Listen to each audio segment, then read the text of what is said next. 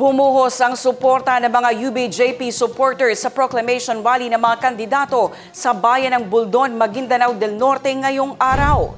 Pinangunahan ito ni re-electionist Mayor Pahima Manalaw Masurong at kanyang buong lineup.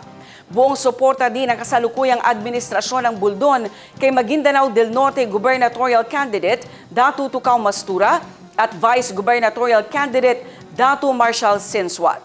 Opisyal ding inendorso si re-electionist Congresswoman Bai Dimple Mastura bilang kandidato sa Kongreso. Isinagawa ang proclamation rally kaninang umaga sa Municipal Gymnasium ng Buldon.